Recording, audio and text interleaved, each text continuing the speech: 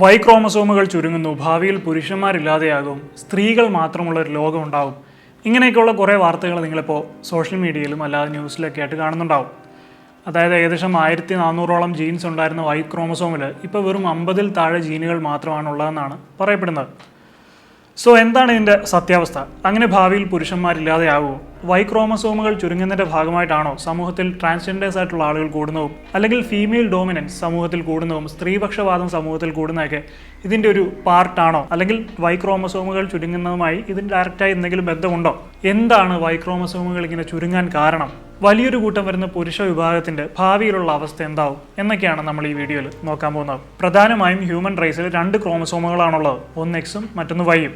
അതിൽ സ്ത്രീയാണെങ്കിൽ എക്സും പുരുഷനാണെങ്കിൽ XYയുമാണ്. പക്ഷേ ഇവിടെയുള്ളൊരു കാര്യം എന്താണെന്ന് വെച്ച് കഴിഞ്ഞാൽ പുരുഷനായാലും സ്ത്രീ ആയാലും അവരിൽ ഒരു എക്സ് ക്രോമസോമെങ്കിലും ഉണ്ടാവും. എന്നാൽ പുരുഷനായാൽ മാത്രമേ അയാളിൽ ഒരു വൈ ക്രോമസോം ഉണ്ടാവുകയുള്ളൂ. അതായത് പുരുഷൻ്റെ സ്പേമിന് 2 ഭാഗങ്ങളുണ്ട്, ഒന്ന് എക്സ് റീജിയനും മറ്റൊന്ന് വൈ റീജിയനും. ഈ സ്പേമിൻ്റെ എക്സ് റീജിയനാണ് എഗ്ഗുമായിട്ട് ഫ്യൂസ് ആകുന്നതെങ്കിൽ അവിടെ XS ക്രോമസോം രൂപീകരിക്കപ്പെടുകയും അവിടെ ഓവറി ഫോം ആവുകയും ചെയ്യും. അതേസമയം ഈ സ്പേമിൻ്റെ വൈ പാർട്ടാണ് എഗ്ഗുമായിട്ട് ഫ്യൂസ് ആകുന്നെങ്കിൽ അവിടെ XY ഫോം ചെയ്യപ്പെടുകയും അവിടെ ടെസ്റ്റിക്കിൾസ് ഫോം ചെയ്യപ്പെടുകയും ചെയ്യും. അങ്ങനെയാണ് ഒരു ഭ്രൂണത്തിൻ്റെ സെക്സ് നിർണ്ണയിക്കപ്പെടുന്നത്.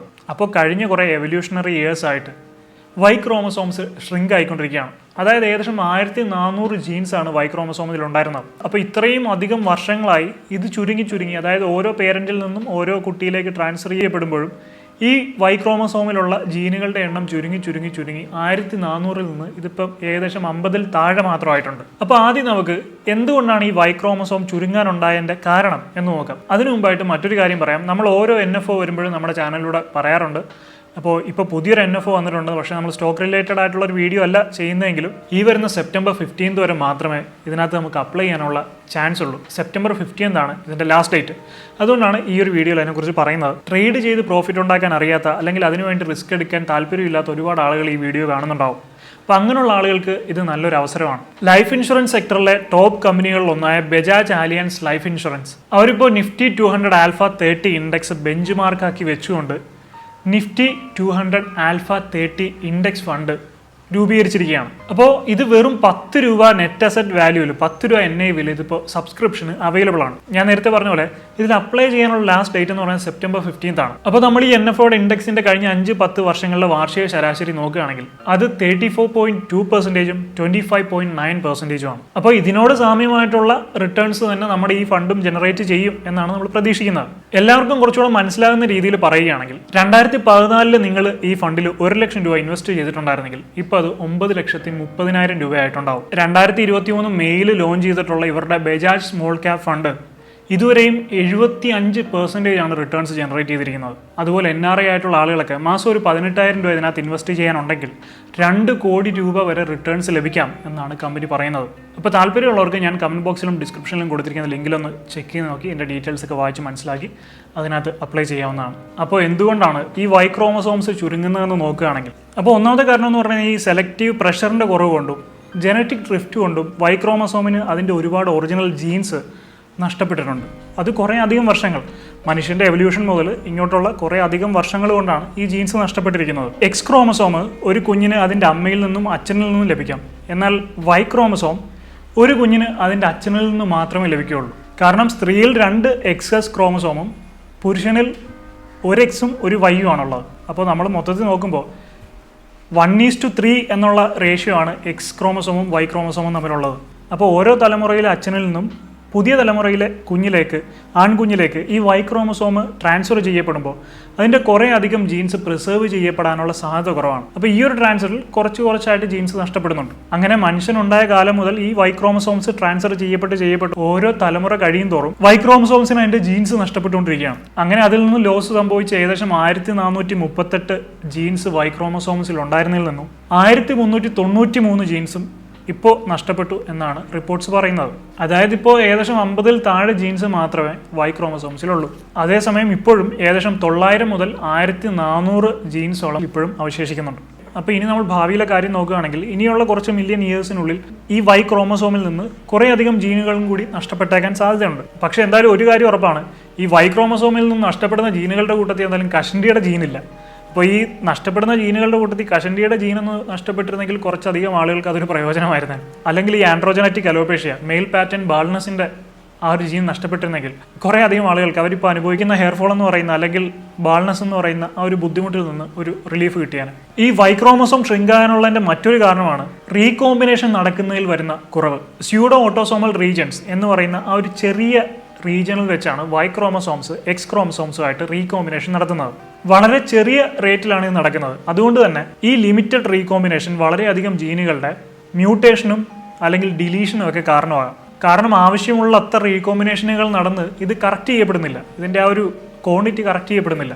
ഇനി മറ്റൊരു കാര്യം നോക്കുകയാണെങ്കിൽ ഡീജനറേഷൻ മറ്റൊരു പ്രധാനപ്പെട്ട റീസണാണ്. ഈ വൈക്രോമസോമിൻ്റെ പ്രധാനപ്പെട്ട ജോലി എന്ന് പറയുന്നത് മെയിൽ സെക്സ് ഡിറ്റർമിനേഷനും സ്പേമറ്റോജെനസിസുമാണ്. അപ്പോൾ ഇത് രണ്ടുമാണ് ഇതിൻ്റെ പ്രധാനപ്പെട്ട ഉപയോഗം. ഇത് കാരണം കൊണ്ട് തന്നെ വൈക്രോമസോമിൽ ഉണ്ടായിരുന്ന മറ്റ് പല ജീൻസും അതിൻ്റെ ഉപയോഗമില്ലായ്മ കാരണം ഡീജനറേറ്റ് ആയി പോവുകയും നശിച്ചു പോവുകയും ചെയ്തിട്ടുണ്ട്. അതുകൊണ്ട് തന്നെ ഇത് അടുത്ത തലമുറയിലേക്ക് പാസ് ചെയ്യപ്പെടുന്നില്ല. ഇപ്പോൾ വൈക്രോമസോമിലുള്ള ജീൻസുകളെല്ലാം മെയിൽ സ്പെസിഫിക് ഫംഗ്ഷൻസിന്റെ പ്രധാനപ്പെട്ട പങ്ക് വഹിക്കുന്ന പല ജീനുകളുമാണ്. ഇനി അടുത്തൊരു കാരണമാണ് എവല്യൂഷണറി പ്രഷർ എന്ന് പറയുന്നത്. ഓരോ വർഷം കഴിയുന്തോറും ഈ മെയിൽ ക്രോമസോം അല്ലെങ്കിൽ ഈ വൈ ക്രോമസോം ചുരുങ്ങിക്കൊണ്ടിരിക്കുകയാണ്. മെയിൽ ഡെവലപ്മെന്റിനും ഫെർട്ടിലിറ്റിക്കും ആവശ്യമായിട്ടുള്ള കീ ജീൻസ് അതിൽ റിട്ടൈൻ ചെയ്യുന്നുണ്ട്.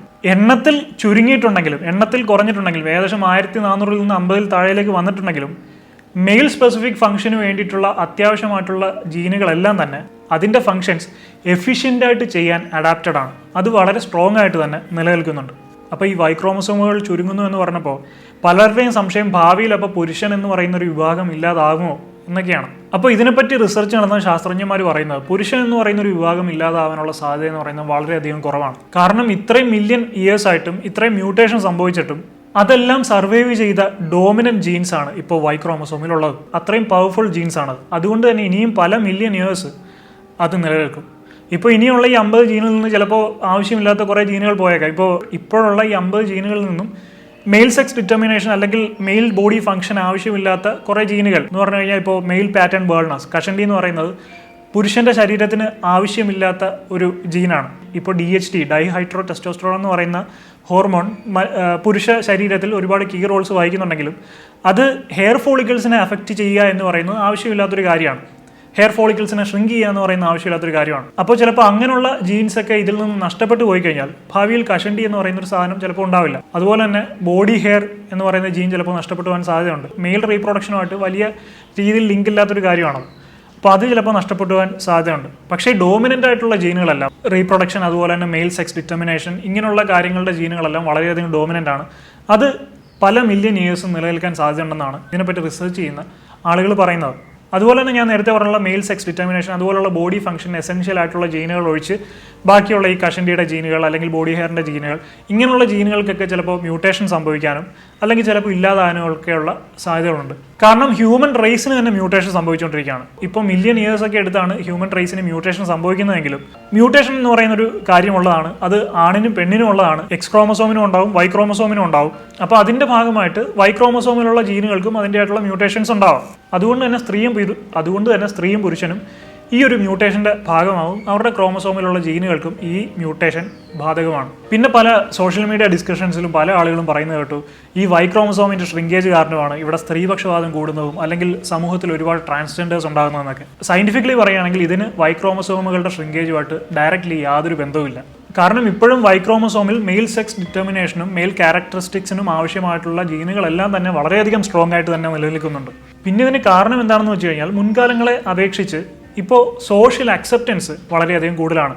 ഇപ്പോൾ ഒരു എക്സാമ്പിൾ പറയുകയാണെങ്കിൽ സ്ത്രീപക്ഷപാതം എന്ന് പറയുന്നത് വളരെയധികം നമ്മുടെ സമൂഹത്തിൽ കൂടിയിട്ടുണ്ട്. ഇപ്പോൾ വുമൺ എംപവർമെൻറ്റ് എന്നുള്ളത് മാറി സ്ത്രീപക്ഷപാതമാണ് സമൂഹത്തിൽ കൂടുതലായിട്ട് കണ്ടുവരുന്നത്. അത് നമ്മുടെ സമൂഹത്തിൽ ഇപ്പോൾ നടക്കുന്ന റീസെൻ്റായിട്ട് നമ്മുടെ കേരളത്തിൽ നടന്ന പല ഇൻസിഡൻസ് എടുത്ത് നോക്കിയാൽ തന്നെ നിങ്ങൾക്ക് മനസ്സിലാവും. ഒരു സ്ത്രീ വന്ന് എന്നെ പീഡിപ്പിച്ചു എന്ന് പറഞ്ഞു കഴിഞ്ഞാൽ തന്നെ അത് നടന്ന സംഭവമാണോ നടക്കാത്ത സംഭവമാണോ, ആ പുരുഷൻ തെറ്റ് ചെയ്തിട്ടുണ്ടോ ഇല്ലേ എന്ന് അന്വേഷിക്കാതെ തന്നെ അയാളുടെ പേരും ഡീറ്റെയിൽസും കുടുംബ പേരും എല്ലാം പറഞ്ഞ് പത്രത്തിലും എല്ലാ മാധ്യമങ്ങളും വാർത്ത കൊടുക്കുകയും പിന്നീട് ഈ സ്ത്രീ പറഞ്ഞത് തെറ്റാണെന്ന് അറിഞ്ഞു കഴിഞ്ഞാൽ അപ്പോൾ ഇയാൾക്ക് നഷ്ടപ്പെട്ട മാനത്തിനോ അഭിമാനത്തിനോ ഇയാളുടെ കുടുംബത്തിലുള്ള ആളുകൾ, ഇയാളുടെ കുടുംബത്തിലുള്ള തന്നെ സ്ത്രീകളും കുട്ടികളും ഒക്കെ അനുഭവിച്ച മാനസിക ബുദ്ധിമുട്ടുകൾക്കൊന്നും യാതൊരു തരത്തിലുള്ള വിലയുമില്ല. വേറൊരു ഇരയാണെന്ന് അവകാശപ്പെടുന്ന സ്ത്രീ ഒരു ഇൻ്റർവ്യൂവിൽ പറയുന്നത് കേട്ടു, അവരെ പീഡിപ്പിച്ചു എന്നുള്ളതിന് എന്താണ് തെളിവെന്ന്. അപ്പോൾ അവർ പറയുന്നത് കേട്ടു, ഒരു സ്ത്രീ, ഞാനൊരു സ്ത്രീയാണ്, ഞാൻ പറയുന്നതാണ് ഏറ്റവും വലിയ തെളിവ്, ഒരു സ്ത്രീ പറയുന്നതാണ് ഏറ്റവും വലിയ തെളിവ്.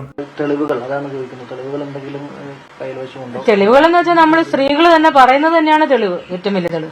അത് അവർ ചെയ്തില്ല എന്ന് അത് തെളിയിക്കേണ്ടത് അവരുടെ ചുമതല. അപ്പൊ അതാണ് ഇന്നത്തെ സമൂഹത്തിന്റെ പോക്ക്. അപ്പൊ സോഷ്യൽ അക്സെപ്റ്റൻസ് എന്ന് പറയുന്ന ഇതുപോലുള്ള വുമൺ എംപവർമെന്റ് എന്ന് അവകാശപ്പെടുന്ന രീതിയിലുള്ള സ്ത്രീപക്ഷപാതത്തിനുള്ള സോഷ്യൽ അക്സെപ്റ്റൻസ് വളരെയധികം കൂടുതലാണ്. അപ്പോൾ പല ആളുകളും അങ്ങനെയുള്ള സോഷ്യൽ അക്സെപ്റ്റൻസിന് വേണ്ടിയും താനൊരു പുരോഗമനവാദിയാണ്, താനൊരു 31-ാം നൂറ്റാണ്ടുകാരനാണെന്ന് മറ്റുള്ളവരെ അറിയിക്കാനും മറ്റുള്ളവർ മുമ്പിൽ കാണിക്കാനും വേണ്ടി ഇങ്ങനെയുള്ള ചിന്താഗതികളൊക്കെ പങ്കുവെക്കുകയും ഇങ്ങനെ പറഞ്ഞ് മുന്നോട്ട് വരികയും ചെയ്യും. അപ്പോൾ ഇതിനൊക്കെ ഈ വൈ ക്രോമസോമിൻ്റെ ഷ്രിങ്കേജുമായിട്ട് ഒരു ബന്ധവുമില്ല. അതുപോലെ തന്നെ ട്രാൻസ്ജെൻഡേഴ്സിൻ്റെ അമിതമായിട്ടുള്ള, ഇപ്പം സമൂഹത്തിൽ ഒരുപാട് ട്രാൻസ്ജെൻഡേഴ്സിനെ നമുക്ക് കാണാൻ സാധിക്കുന്നുണ്ട്. അതിൻ്റെയും റീസൺ സോഷ്യൽ അക്സെപ്റ്റൻസ് തന്നെയാണ്.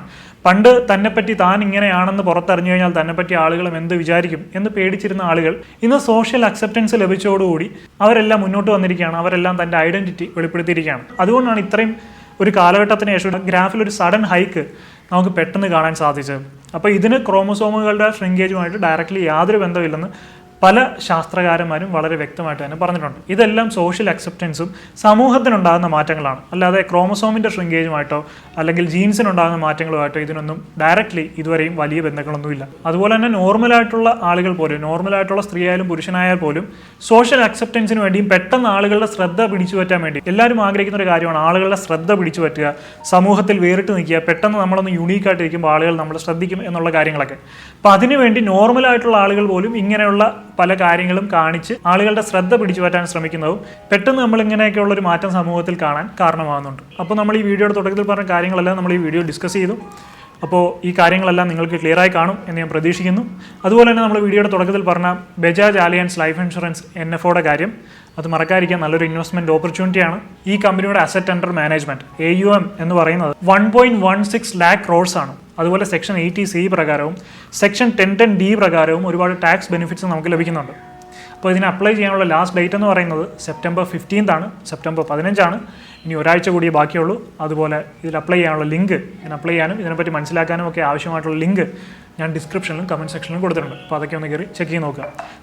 So I hope you find this video helpful. If you like this video, please like, share and subscribe.